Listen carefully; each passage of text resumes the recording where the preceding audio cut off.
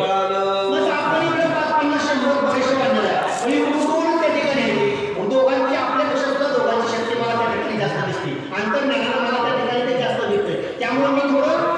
घाबरलो गेलो आणि मला त्या ठिकाणी सराव काही वेळेस 4 वेळेस एका दिवस बघा पुढे ज्यावेळेस आपल्याला युद्ध करायचं लागलं कधी 4 पावलं आपल्याला मागायला लागतं तेव्हा आपण पुढे जात असतो अशा पद्धतीने मी सगळ्या बंधनाच्या आणि व्यवस्थित त्या ठिकाणी बंदोबस्त केला मग आपण चौघांनी पांचांनी चर्चा करून मग पुढे त्या ठिकाणी जाऊया आणि नंतर काय होतं या की लढाई करायची का त्यांची चर्चा करायची का त्यांनी वालीने पाठवलंय अजून दुसरी कोण आहे की अशा पद्धतीने त्या ठिकाणी हनुमानाला बोलत आहे म्हणून हे सहकारी दोघे आणले धनुर्धारी निर्भय ताती देखुनी उदरी भय देतारे वाटत. आणि मग यांच्यामुळे मला भीती वाटू लागली की वाली तर इथे येत नाही आणि वालीने जर मारण्यासाठी जर आपल्याला या ठिकाणी पाठवलं असेल तर नक्कीच आपल्या त्या ठिकाणी मरण निश्चित आहे किंवा आपल्याला हे धनुर्धार त्या ठिकाणी मारतील अशा पद्धतीने त्या ठिकाणी म्हणतोय हे जे धनुर्धारी असणारी जी त्या ठिकाणी असणारी दोन जी या ठिकाणी आलेली माणसं ही कोण आहे ही सुग्रीवाला माहिती नाही आणि उदयनरायाला माहिती नाही अशा पद्धतीनं सुग्रीवाला सांगतोय की बाबा आधी यांची सगळी माहिती आपण काढूया अशा पद्धतीने बोलत आहे त्यांचे होता टवाण जाऊ पाहे माझा प्राण तेने भय पलायमान सत्यवचन हनुमंता.